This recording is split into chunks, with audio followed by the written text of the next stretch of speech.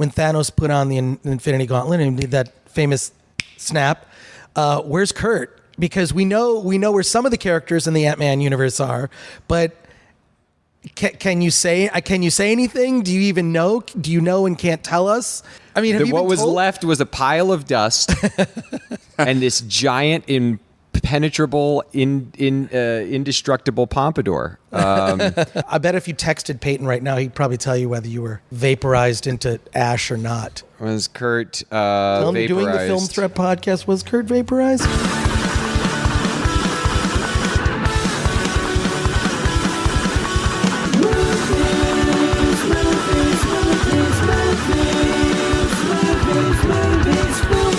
Welcome to the Film Threat Podcast. I am Chris Gore, joined as always by Anthony Ray-Bench. How's it going, everybody? We have a really special episode of the podcast today. David Dastmalchian is going to be joining us. He stars in an indie film called All Creatures Here Below.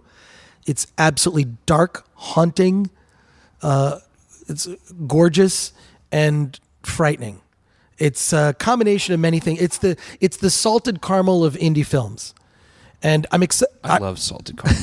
I'm excited to talk to David because he's had roles in so many iconic genre films. He's a true fan, and he's. I mean that's I think the thing that's so great about David is incredibly talented, great at what he does. You notice him when you see him in a film, but also he's a legit nerd. He was so cool and just really knowledgeable and awesome. Oh, and he has a lot to say. So that'll be coming up. That'll be coming up shortly. But before that, just a couple quick reminders to follow us on social media. Check the Film Threat website every day for new reviews and support us on Patreon.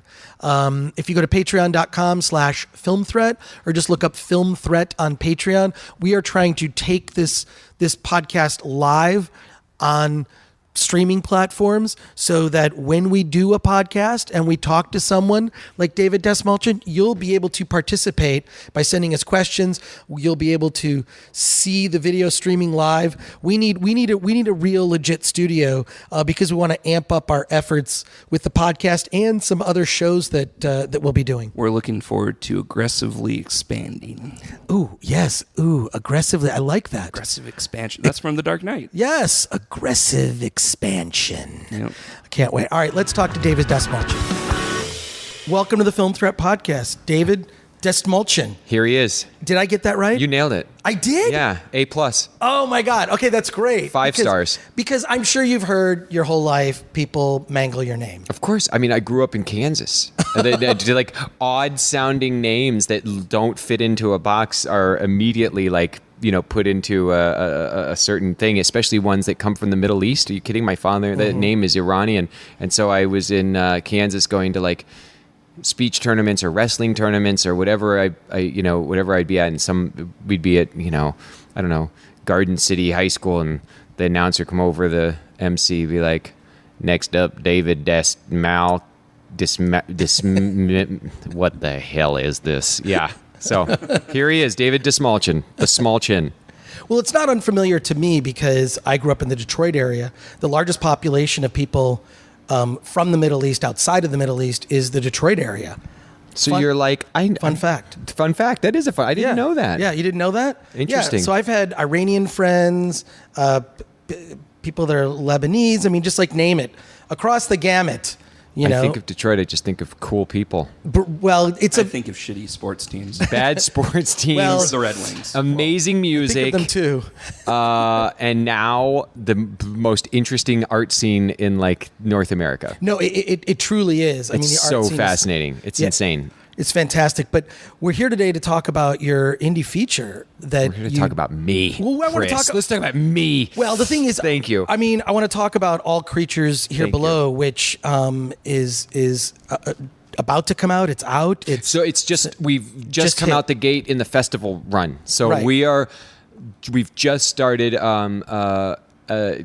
premiering in different film festivals, and then.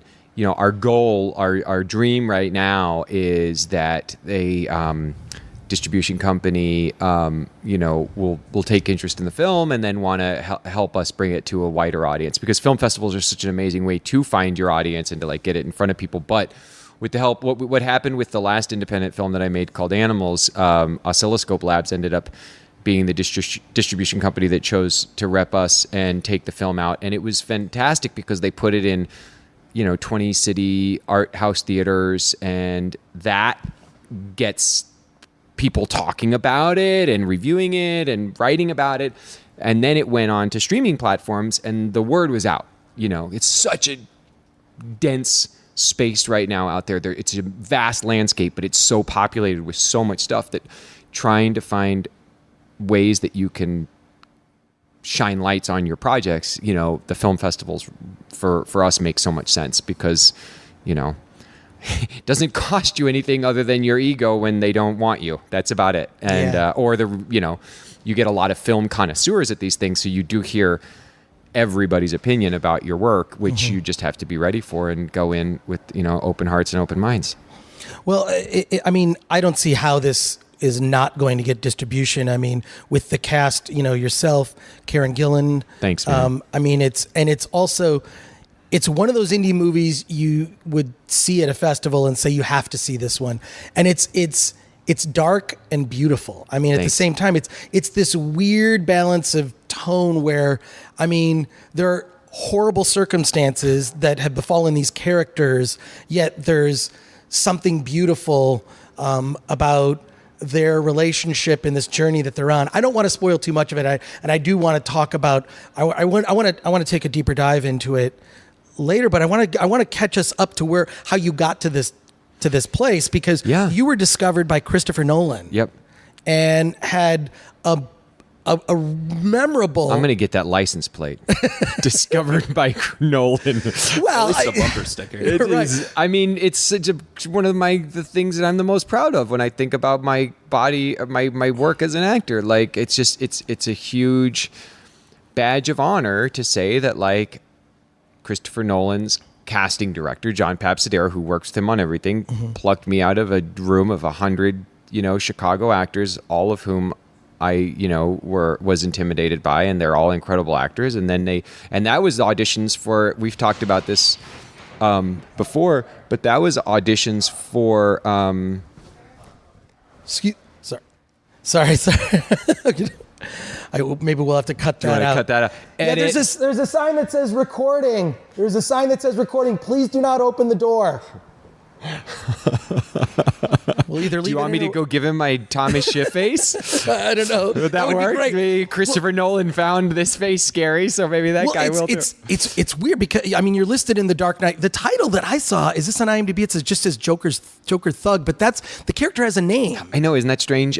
So yeah, I was auditioning for the bank heist sequence at the opening of the film, the scene that sets up the whole world we're about to dive into. Yeah, and so I auditioned for a character called Clumsy, or it was like a clown name, and when I didn't get that, I was devastated because I thought that was my chance as a Chicago theater actor to get to go work in Hollywood, and let alone to work with Chris Nolan, let alone to work in a comic book movie, let alone to work on what would become one of the most iconic film adaptations of comic properties ever done.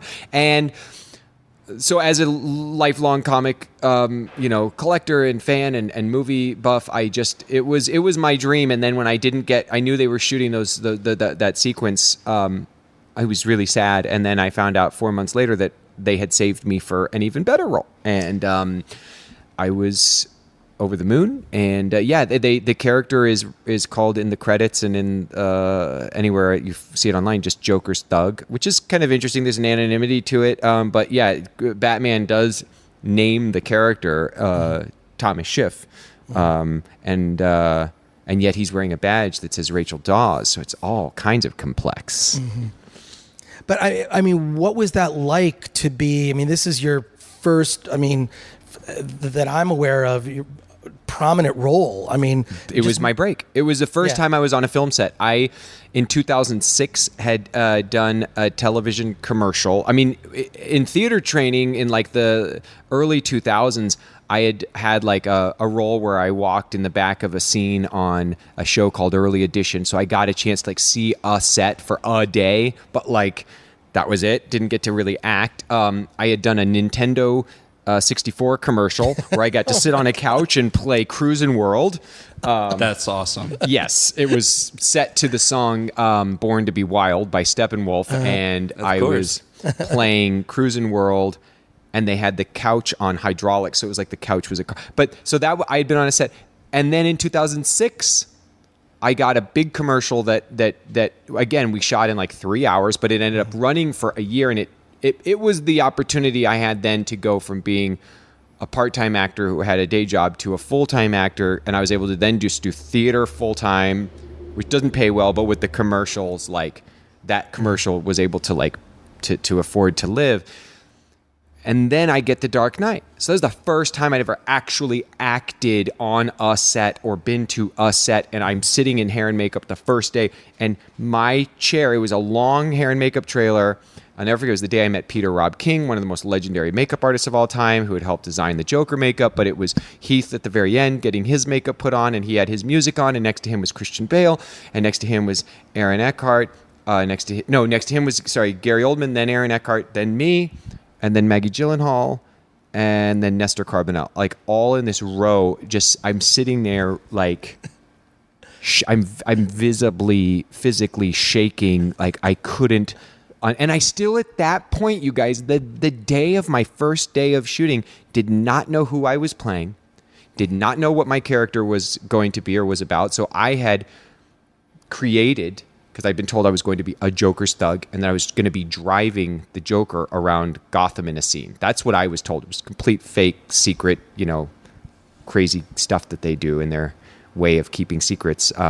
well, I'm speaking of that. I'm told that Chris Nolan on the set is very secretive to everyone. He doesn't want any leaks of spoilers. And in addition, there's code language for certain things. So only a small number of people, like Wally Pfister, the cinematographer and whatnot, his producing partner, wife, like they all know, but they even come up with code language. So if they have to discuss those aspects in front of other people, no one knows what they're talking about. Exactly. And I mean, I was given fake sides. I signed paperwork. I didn't know anything. And then I went to a fitting, and I'm like, why am I in a police uniform? Are we driving around I couldn't, and even the costumer who was in on the, obviously had to know everything, was laughing and said, oh, you'll find out when he's ready. And and I took that also as a great compliment in the idea, in the sense that like doing such a pivotal scene for the character Harvey Dent, my interaction with Harvey Dent, to me, when I look back on the film, was really crucial to his slingshot forward, going from the guy that we're starting to think of as possibly our second hero of the film and starting to realize the darkness that lives within, which when you look at The Long Halloween and when you think about the history of that character, luckily, I mean, this life of reading and studying and caring about this mythology saved me that day, I believe. Because then when I saw what I had to do, I was like, I didn't have any lines in the first scene with him. It just said I smirk, and it pushes Harvey over the edge. And I thought, I'm not intimidating enough to smirk at Aaron Eckhart and scare him. I'm going to do what I think somebody who is in Legion with the Joker would probably do. And so I came up with this idea that this character can only giggle. He can't even elucidate much language, and that he's trapped inside trying to ask for help, actually. But all he can do is smile and giggle because he's got some kind of condition, which I thought maybe when we were in Arkham together, the boss took a little shine to that and, thought I'd be a good member of his team. No, I do love that scene. It's the first time we really see the character kind of crack, and it's kind of almost a teaser for what happens at the end. You mentioned The Long Halloween. The Long Halloween and Dark Victory are my favorite Batman stories of all time, and I love how they did take, little chunks from the story and added it into The Dark Knight. I wish they would have done more in the sequel, but that's neither here nor there. Oh, that's a whole other episode, isn't it? Yeah. yeah. But it's interesting because also, you're a recurring character in the Marvel universe. I mean, Traitor. no, your character. No such thing. I, as a kid, loved. So I started on Marvel. Actually, the first comic I bought was an Avengers number 249, and it was one of those badass covers where they're all lined up, like getting ready to face a foe that you don't know who they're up against. Mm-hmm. Which then led me into the rabbit hole of comic shops. I bought that one on a spinning rack at a 7-Eleven. And then just immediately was like, everything about comics meant something to me too. The grit ads, the spooky order away for ghosts that float in your backyard advertisements, the bullpen. It wasn't just the story, the characters. There was something about the whole experience. So then falling into what at that time I thought was really cool, which is, a funny comic book looking back on it, was the West Coast Avengers. And so I started collecting that religiously. It was such an exciting feeling to go every month and wait for them to put the new issue up. And then Batman, I always had loved Batman as a kid, just like the idea of Batman, but I had never read Batman comics, and I knew everyone knows who the Joker was, etc. And that was around the time that all the Miller stuff was starting to boom, and like this whole reinvention of what Batman meant to, that world was. And so I started there and then worked my way backwards, forwards. Death in the Family came out when I was probably in, 6th grade, and I cried when Robin died. So my favorite villains were always in DC. It always happened, from Solomon Grundy and the Joker all the way down the line. It was always DC villains, and it was always Marvel superheroes. I love many DC heroes, and I love many Marvel villains, don't get me wrong, but if I had to pick my favorites, the gold medals, to me, Marvel always had the best heroes, and I felt like Moon Knight. I immediately, as soon as I found Moon Knight, I went crazy for Moon Knight. Morbius, the living vampire, was the character that I always dreamed when I grew up I would find a way to make a movie or some play about, So I would cut and paste. I would buy doubles of comics, and then I would cut and paste, and I'd do battles between the heroes from Marvel and the villains of DC. Oh. So I've actually now, as an adult, worked for the villains of DC and the heroes of Marvel, which is pretty freaking cool. There you go. And you made your own adventures in sort of that's like you made your own color forms. Yeah. Do you remember color forms? Of course. Yeah. I had the Muppet color forms. Right. I had a bunch of color. I used to love those in Shrinky Dinks. Shrinky Dinks. Yeah, man. Oh, my God. But so your character of Kurt in Ant-Man, of course, Ant-Man and the Wasp, is, it's great comic relief. It's so fun. And obviously, you're having fun in these films, and everyone seems to be friends. I've spoken several times to Peyton Reed. I always run into Peyton at Peyton Reed, the director. I've always run into him at Comic-Con in San Diego. He's the best. Always run into him there. And I know what a consummate professional he is, how much fun he is, how creative he is. So that's got to be a blast to do. He's one of my favorite people. And I always see you on the red carpets. Yeah. Because they live stream the red carpets for all the Marvel movies, which are really fun to watch because you see the actors sort of now they're just in a celebration. Work is done. Now we can enjoy it. And it's always great when I see you pop up. It's great. Yeah. Marvel is it's a big family. 10 years. Think about that. It's insane. And having been in a couple of the films now and gotten to be friends with all of the people there that create, and nerding out with everyone from Kevin to Peyton, Brad Winderbaum, and Stephen Broussard, and all these people behind the scenes, the directors, the producers, the writers that are, so many of them are supreme lovers of the mythology and the world in which this stuff comes from. And Peyton is, to me, the biggest king of it all. He's just Kevin and Peyton, but man, Peyton knows he can out nerd me any day of the week. And oh my God. And this is a weird thing. He had done some flyer for a punk band that he was in when he was a kid. And on the flyer is a recreation of the original Avengers cover. And he's Ant-Man on this flyer, on this punk rock flyer. I think I only know that. I think I might have seen him tell that story on a panel at Comic-Con. But also, oddly about Peyton Reed, because I'm a huge Fantastic Four fan, and years ago... He was going to make the Fantastic Four? He was going to do the Fantastic Four movie. So he would have been perfect. Yeah, it would've been amazing. So way back in the day when they made the Roger Corman, right, unreleased, well, you can find it online, Fantastic Four film, I happened to be on the set for the like 2 weeks or so that they filmed it, and we did a cover story on Film Threat when he was in print. That's how I met Peyton, because I think he bought an issue or he came up to the Film Threat booth. Anyways, we had this long conversation. His take on Fantastic Four was amazing. Did he ever tell you? No. So the take that Peyton had was he wanted to do it as a period film. He wanted to do it set in that idyllic Camelot era, early 60s, like at the beginnings of Marvel Comics in 1961 when the Fantastic Four first began, and really set it in that era, like more of an adventure, these science adventure explorers more than that had these crazy powers. That's Was awesome. this before or after the Tim Story movies?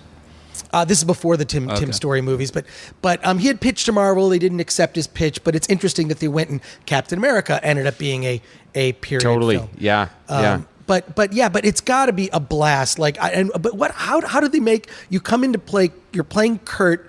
Kurt's a Russian. Did you come up with that? Was it in the script? No, that was in the original. I auditioned for. Actually, I was cast by Edgar Wright in the movie as Kurt. In Edgar's version of Ant-Man, the crew, Scott Lang's gang of friends that he gets through Luis, the ex-cons. It was a bigger group of criminals. Mm-hmm. So there was a lot of comedy in that I think when I auditioned, maybe there was 7, 8 total guys in the gang. Wow. There was a lot. And one of the running gags was like keeping track of who was who.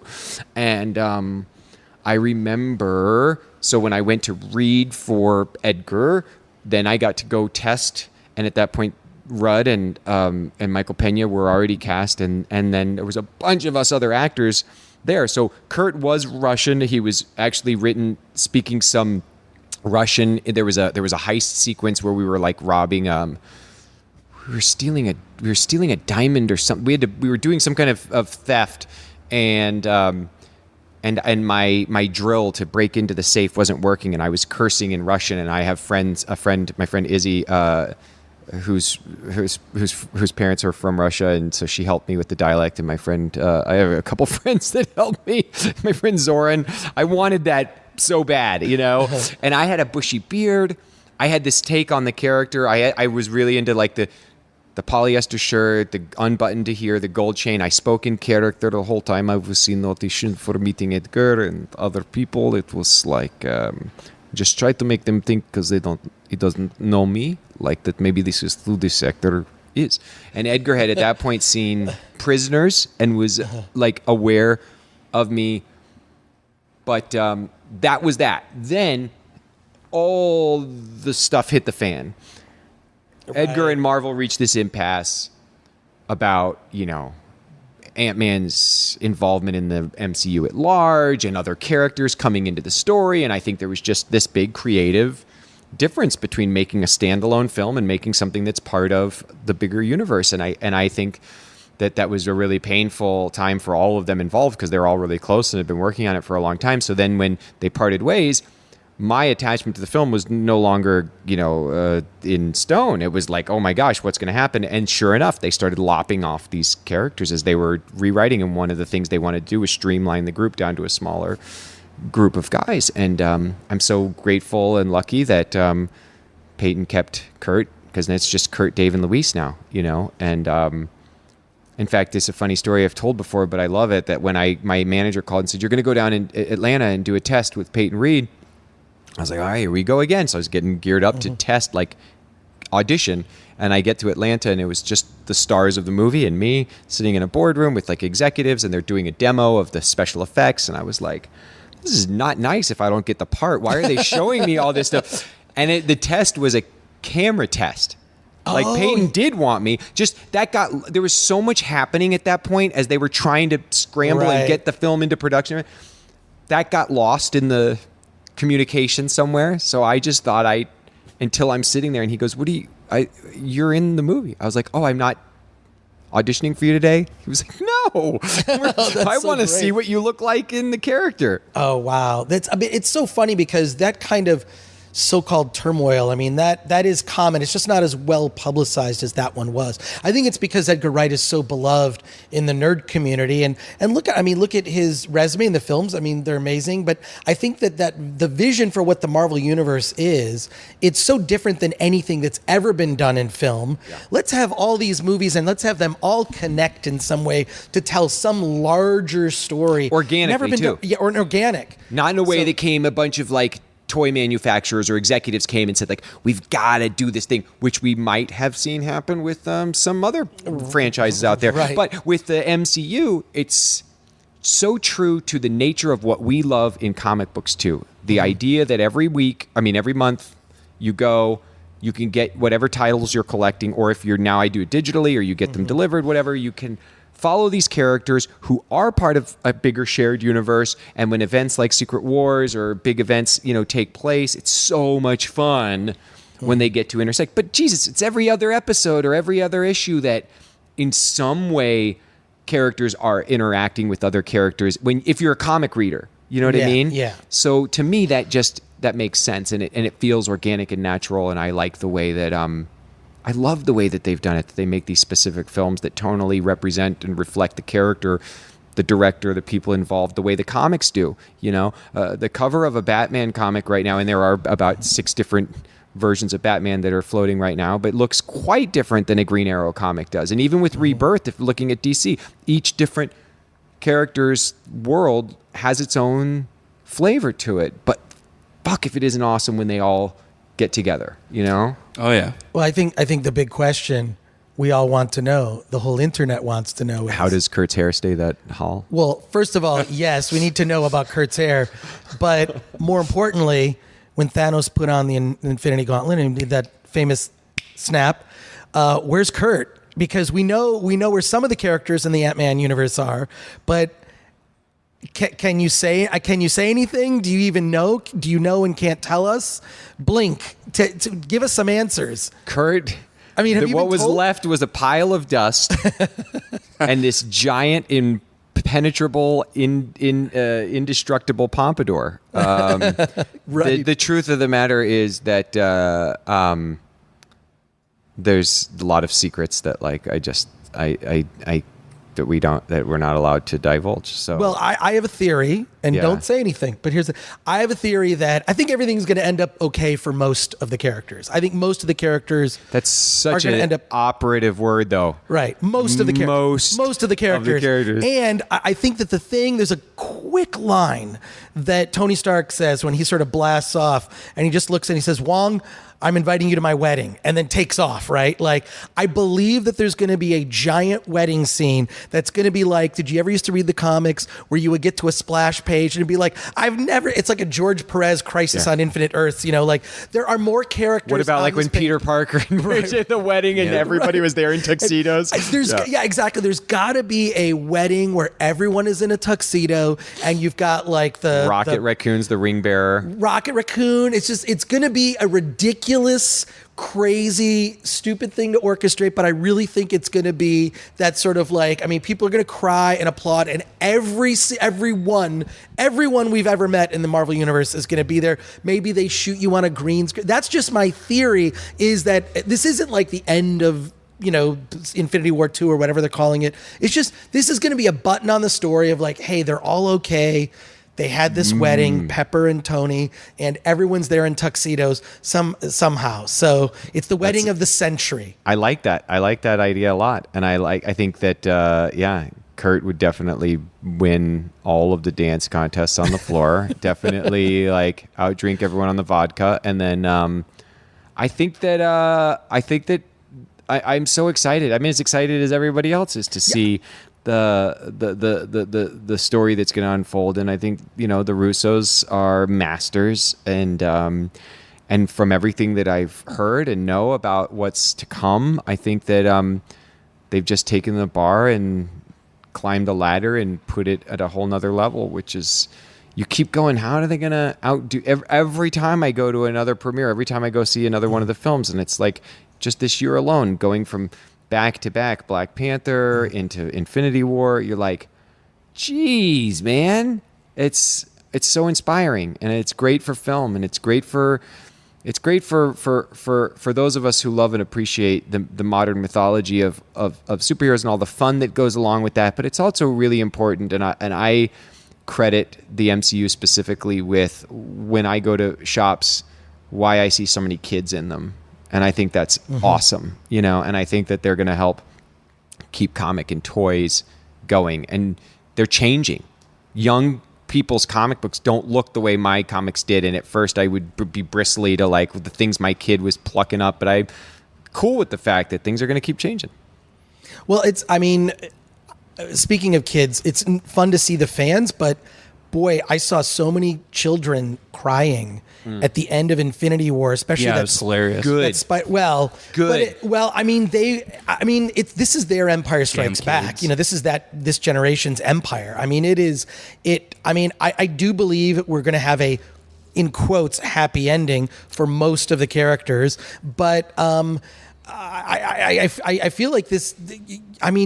Culturally, and what I do like about the Marvel films also is, while they are tentpole blockbuster films, they're mainstream movies, they all have something to say.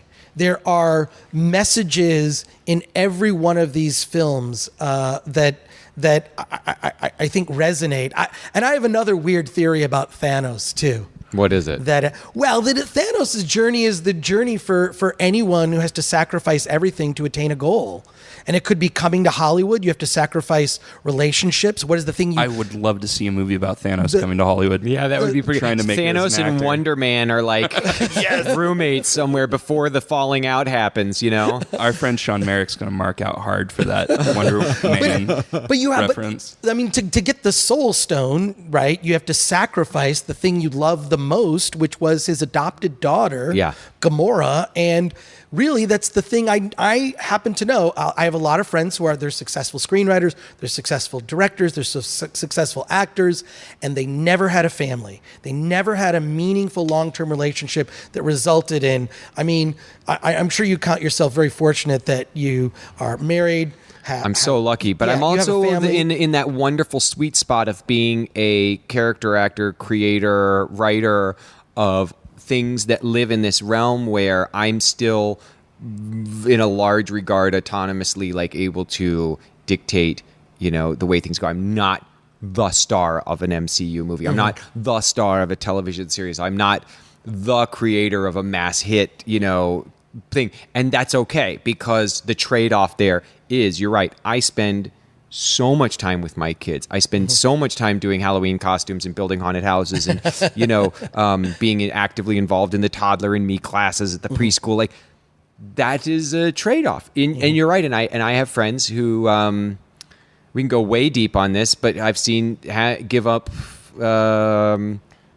their creations, what they've made, are almost like their children, their families. And which makes meaningful art, and it does. But you're right. I think Thanos is a good analogy for that. I think that Ant-Man and the Wasp was, whether intentional or not, Peyton has such a huge heart, but in the timing of the release of that film, coming on the heels of one of the most reprehensible kind of moments in a year filled with reprehensible moments, watching on a massive scale this fun adventure movie telling a story about the trauma of ripping families apart at young ages and seeing the lasting effect that has on Ghost, seeing the lasting effect that had on Hope,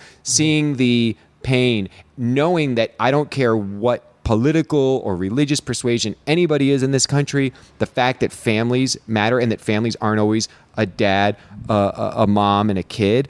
Families nowadays take on so many different shapes. They take on as many shapes and forms and persuasions as comic book superheroes and villains do. And I think that watching Ant-Man and the Wasp, I was emanating with pride because I saw it with my kids. It's one of the only films in the MCU canon that I really do think is an all ages film. Yeah, true. And beyond that, the message and the story was so fantastic. You've got divorced parents who are working together to make it work with their kid. You've even got the character that we will call our villain in the film, working with a kind of an adoptive father figure to try and heal the ruptures. This girl looking for her long lost mother. And whether people take that cognitively or not, somewhere in their souls, people who are somewhere out there, and I know there are them, who think it's okay to take kids away from their parents, it had to touch them and move the needle even just a few clicks. And that made me so proud. And man, we could go down the list and talk about all the other films and the way that they do send messages. But for me, watching Ant-Man and the Wasp this year in particular, I was really proud. And I think it's a kick-ass movie. I thought it was the great follow-up to Infinity War. I thought it was hilarious. It reminded me of, like a 90s movie in the best possible way. I thought Evangeline just brought this whole new energy to the MCU with the way that she's taking on this character. Yeah, I loved it. And I thought visually it was stunning. Yeah, I mean, in the comics, the Wasp has always kind of been the sidekick. And in this one, I would say she's more of a hero than Ant-Man. Totally. I think it should have been the Wasp and Ant-Man. I think we will make the part 3 the Wasp and Ant-Man. Yeah. Itty bitty. Little Ant-Man. Yeah. But we needed that film after Infinity War was such a downer. Yeah. And then seeing the direct connection, of course, in the final Wasn't that scene, awesome? That was so, I mean, it did kind of make everyone just gasp. And I mean, see, we talked about this when we after we saw the movie. Yeah. I would have much preferred Ant-Man and the Wasp come out before Infinity War, because I think that would have been a really what the hell just happened? Oh, the snap, you mean Yeah, when right. they're in the van? Yeah. And me as a comic book nerd, I'm like, all right, I know what's coming next. I kind of can figure it out. But everybody else, they'd be like, what was that? I saw it in just an afternoon matinee with my family, with people, and the gasps the night of the premiere were great, Right. but it was even cooler to hear the gasps of people that like it was rad. That's I haven't thought about that. You're right. I think it would have been interesting. It would have been fun to watch Ant-Man and the Wasp before Infinity War, seeing the tag, and then all of us in the know wondering who are they? Because none of us would have guessed that they would have snapped as many crucial characters as they did. I would have been like, oh, it's probably going to be 2 or 3 people that then everyone else is going to have to go. It's going to be like the search for Spock in part 2. Mm-hmm. No, they fucking killed everybody. They left. What? There's 5 Avengers left living right now or something. I don't even know. It's amazing. Which also doesn't make you wonder who else are they going to need to help them? right. Who have we not seen before? Who they keep such awesome secrets around there, Right. That I'm always I'm not, and who I always forget which Sony has the rights to, who has the rights to, but there are still some pretty awesome characters that haven't gotten to show up yet. Yeah. Well, I mean, I bet if you texted Peyton right now, he'd probably tell you whether you were vaporized into ash or not. I have said that before, though. I believe that Did you ask him, or that I haven't asked him, but I could ask him or Broussard or Kevin. Okay, so you're and be texting now. Yeah. I'm going to say Kevin Feige. No, I'm texting Peyton. Okay, cool. Was Kurt Tell him vaporized? doing the Film Threat podcast. Was Kurt vaporized? Yeah. We'll see. We'll see if we get an answer before the end. Before we're done. Yeah, but because I think that Kurt, I made this joke and it went not viral, but it was out there that I was I really think that Kurt could take on Thanos. It's always the David and Goliath thing, Right. It's the character that you least expect that could possibly do damage. But in reality, wouldn't it have been rad to see who's the least suspecting character that you could see go up against Thanos and actually be the one that is the tipping? Was that Mantis? I don't know. Could be somebody really awesome. well, We'll see. I hope that the Fantastic Four actually, as part of this Fox deal, become part of the Marvel universe. I'm really hoping that this is something that happens, because I know we talked about the best villains are DC, the best heroes are Marvel, but I would say that the best Marvel villains are villains from the universe of the Fantastic Four. Doom is Yeah. so awesome. He's the best. I mean, he's so great, and he's so evil, and he's so fun. I can't wait till he's done right. Yeah, he's never been done right. And then Galactus. Just think, I remember reading that Galactus is one of my favorites. Yeah, the 3-issue arc where they introduced Silver Surfer, then brought Galactus into the universe. Of course, Reed Richards has the ultimate nullifier. I remember reading that as a kid and going, I will never see a movie as good as the 3 issues of the comic book that I just read. If they're going to raise the bar above Thanos and Infinity War, it's going to be with Galactus. No farty clouds. But I mean, it's just now I feel like, I don't know if you've had this experience, because obviously, and it must be a blast to be a fan and be involved, right? Like, I get a chill and I tear up every time I see the Marvel logo at the beginning of a Marvel movie. It's Whether amazing. it's the one where it's just used to the older logo where it would flip and you see the comic book pages. Now you're actually seeing the scenes and snippets from all of the characters in all the movies. It's just, I just get a chill and get choked up. Dude, how do you think I feel? When I'm sitting there, I mean, when I was a kid all the way into my 20s, every time I'd go to a movie and the production company, logo would come across, or that opening credits would start, I'd always just sit and dream about, like, oh my gosh, I want to be a part of this so bad. I want to be in a movie so bad. And now when that Marvel opening begins, I get, it's emotional and it's crazy and it's surreal and it doesn't feel real a lot of the times, and I try to just enjoy the ride and not question it, and just keep doing the best that I can do, and keep, I'm grateful. I've had so many opportunities to play in the comic book universe, both in film and on TV, and there's so many things that I still want to do, and I just, it's crazy. It's so hard to believe that it's real. Well, we were just talking before. You've had so many seminal, important parts, from a character actor standpoint. Blade Runner 2049. Yeah, that was amazing. That was amazing. And your character, I'm sorry, it's a spoiler, but your character meets his end. Yeah. But rough. in such a gruesome, horrifying way that, like, and it helps set the tone, because that movie is so, you're waiting, it's languid, it's very cerebral, and then all of a sudden, the violence in it happens the way real-time violence does. It's not movie violence. The fights in that movie do not feel like movie fights. Even that long last battle with in the water and it felt almost too visceral sometimes. Like it was unnerving watching the violence in that film, and I felt like a lot of responsibility to capture something pretty brutal in the way that I died when she kills me, because it says a lot about her and how strong she is. Because up until that point, we know she's cunning, she seems driven, she seems scary. But fuck, man, she is like a killing machine. And God, Sylvia is so awesome in playing that role. But yeah, I felt a lot of pressure and responsibility, and also just because I think that the director is one of the greatest directors in cinema now and forever, and so yeah, I can't wait to see what he does with Dune. it's so exciting, man. Yeah, and I'll bet you're going to be in it. Well, I mean, who knows? It would be amazing. I would love to. The Dune, just being a Dune fan myself, I read the first 4 books when I was in high school.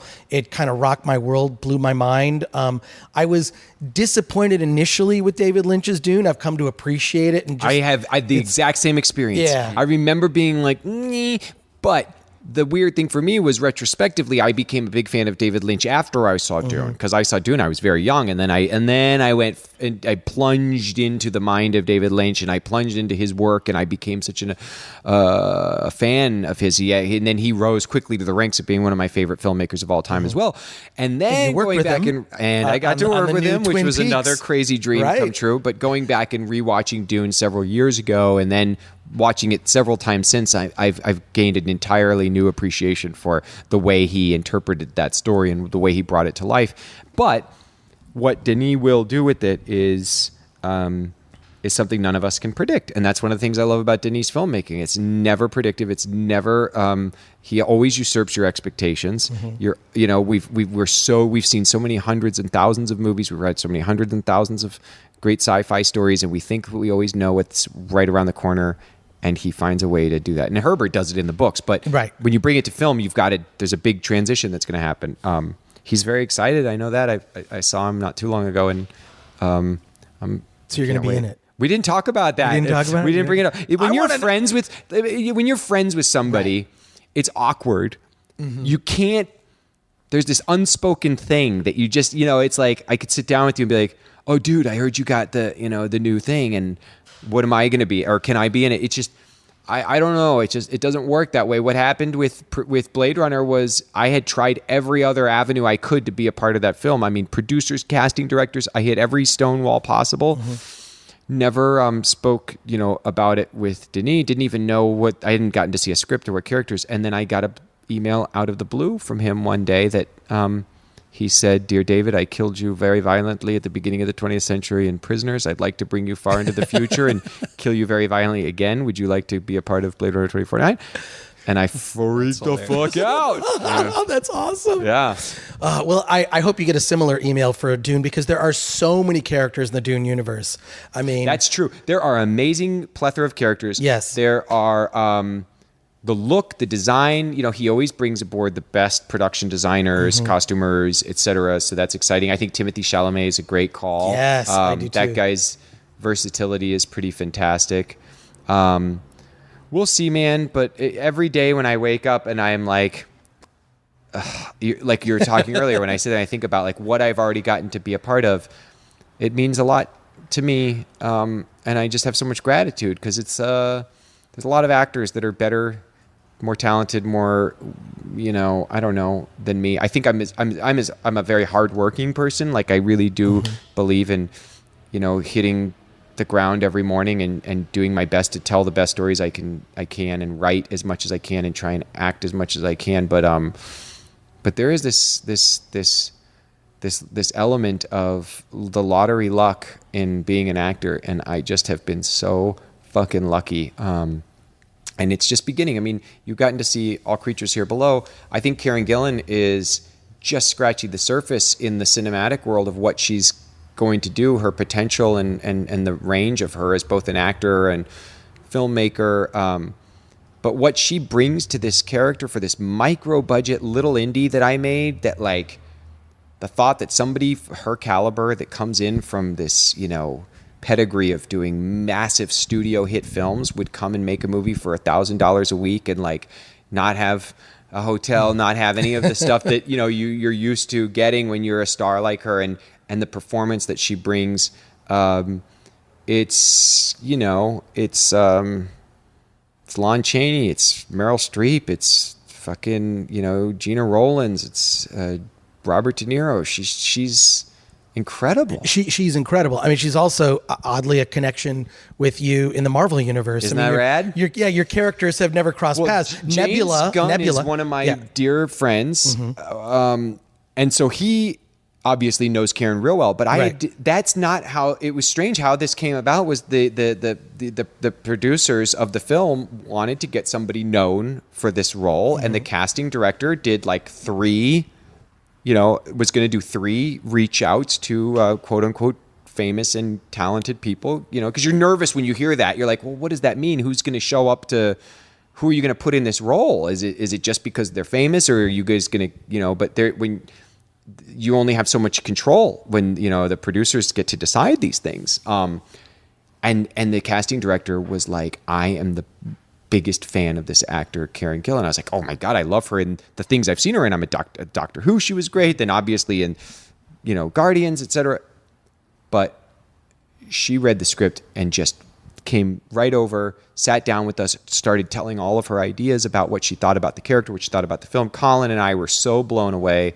And then all of a sudden there we were out in the middle of 100 degrees Kansas, just making a movie with some bottles of water and like a car to turn on the AC when it would work to try and cool off. It was crazy. But it's interesting, as actors, you and Karen have a lot in common in the sense that the characters you play are vastly different. I mean, not, George Clooney, for example, he's pretty much George Clooney in every movie. And I love George Clooney. No disrespect. Same thing with Tom Cruise. It drives me crazy. Right. But there are actors like yourself and Karen that you wouldn't, is that the same person? Is that you really just pour yourself into a Thanks, role, man.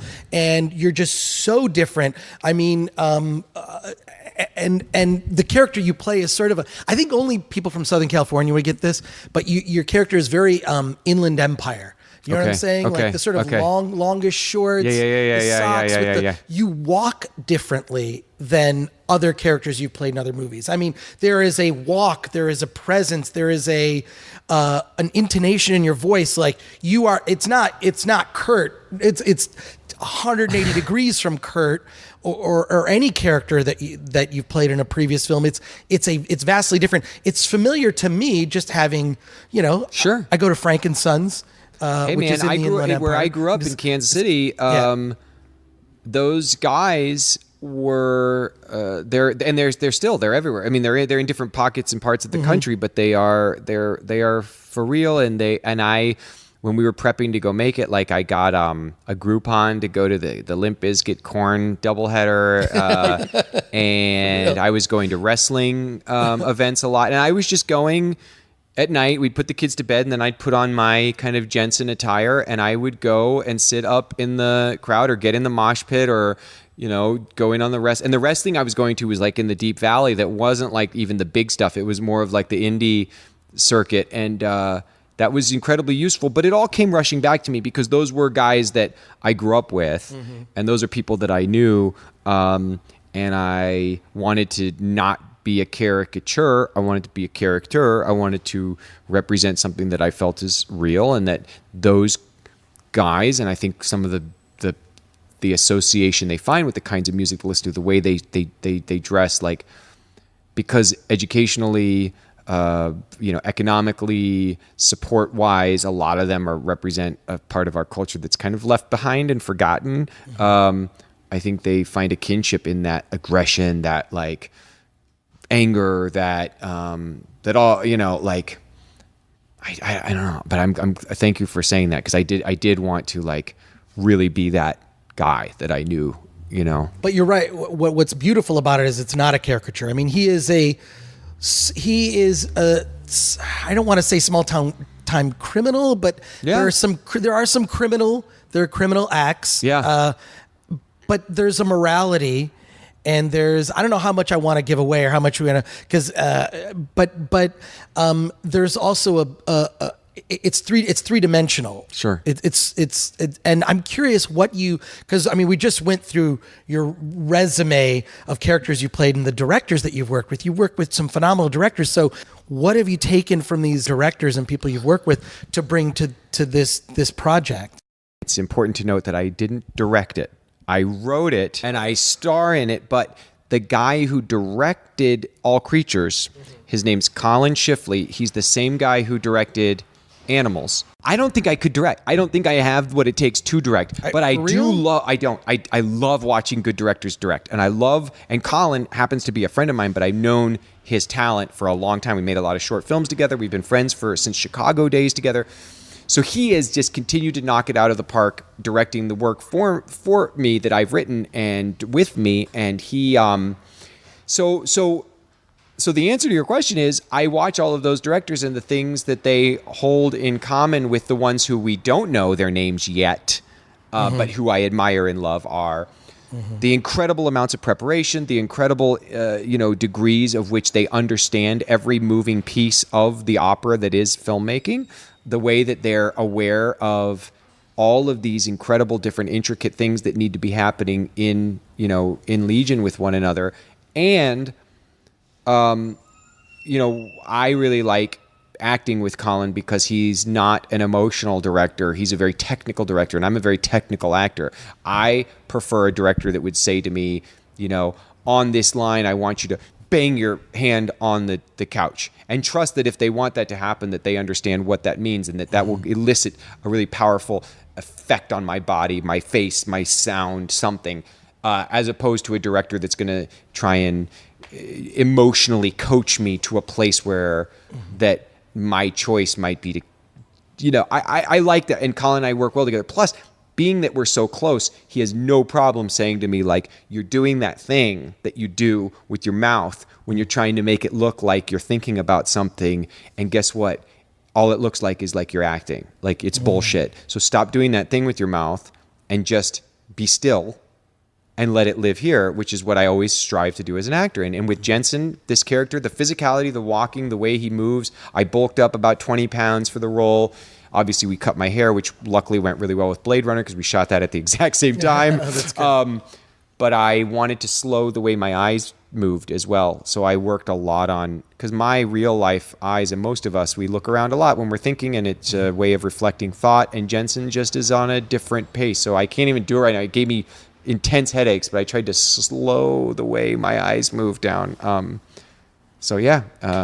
Thanks. Well, it's interesting also because one of the things they say in a film is like, don't work with animals or kids. And I did both. You did both. I did it both, man. There's a scene, Brutally. There's this brutal like cockfight, right? With, that is just weird, bizarre. And then there's a baby that is in like the rest of the movie. Oh yeah, and we used a real baby. Yeah. I mean, not it's a real baby. It's not like We did have a prop baby, which is a little bit of great trivia here, that was loaned to us by my friend and Karen's friend Russell Bobbitt, who you may know as the master prop star of the MCU. Russell is the guy who is the genius behind so many of the iconic props in the MCU. And working with him and getting to know him, I talked to him about this film coming up and how was I going to pull off a cockfight, and should we be using puppetry? Should we And then I also talked about the baby. And so Russell lent us Carlos, the baby that he built for the Hangover movies, which lived in Zach Galifianakis' baby Bjorn. So that's actually a little trivia. The baby that when you're seeing, hopefully you're not aware of it. Hopefully it's not like an American Sniper situation where you're like, or whatever. What was that movie called? You know what I'm talking about. Yeah. American Sniper. Yeah. It was American Sniper. Where there was that baby that you were like, that's a doll. Right. They did that in Twilight too. Well, it was bad CG in Twilight. That was the CG. Yeah. It never feels fake in All Creatures. All Creatures. Yeah. And that's the warning. Don't work, and especially on a shoestring budget. Right. We're going to bring a baby and animals. Yeah. Put everybody in harm's way. Yeah. But obviously, I feel like I'm making films like All Creatures Here Below and getting to be a part of films like Ant-Man.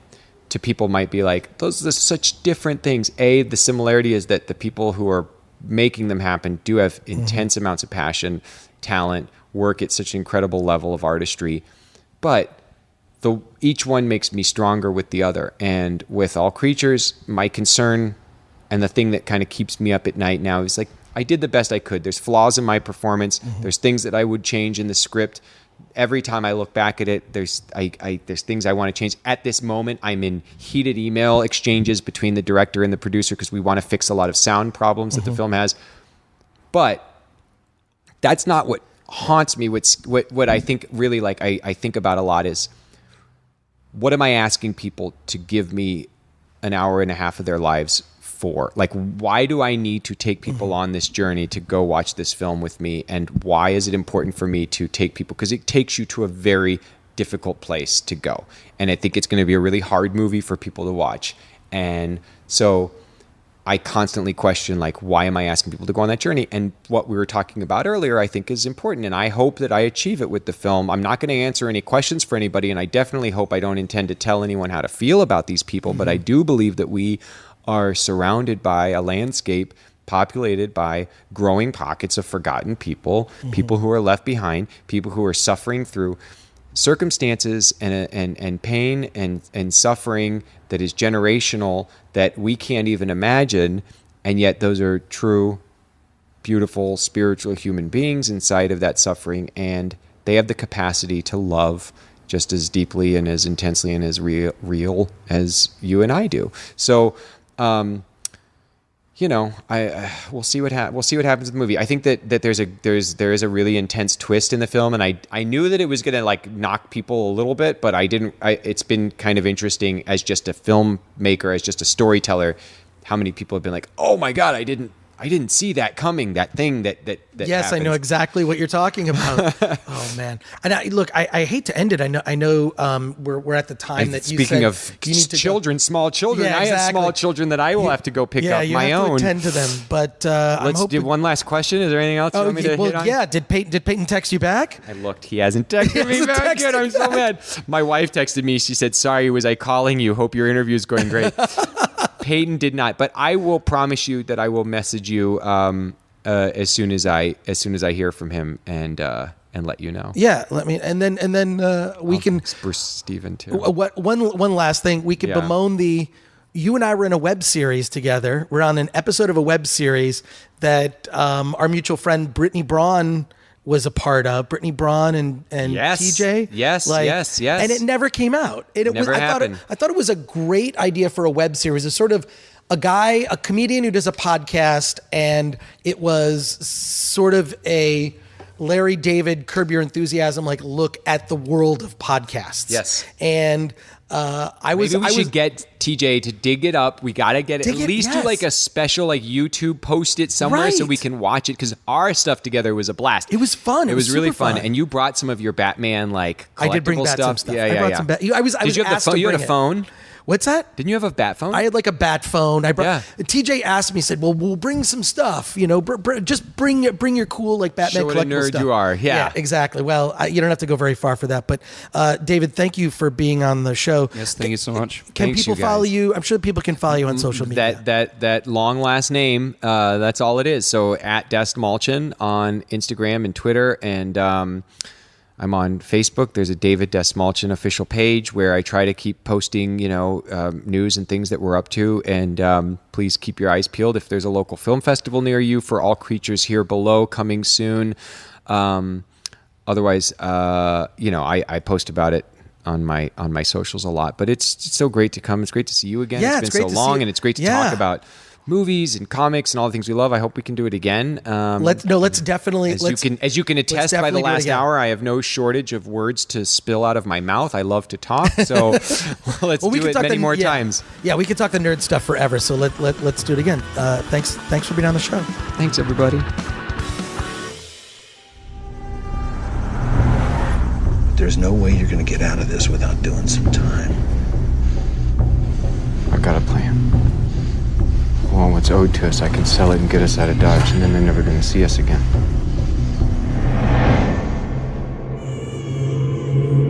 You can leave a baby at a hospital and they can't ask any questions. That's the law. No, she gets left alone back there and she can't go back there. She can't. Do you have any idea how long you go to prison for kidnapping? I didn't kidnap her. She was alone. I need to see you in my office.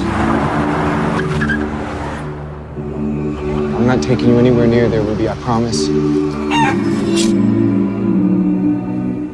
want her healthy and happy. She smiles at me. God!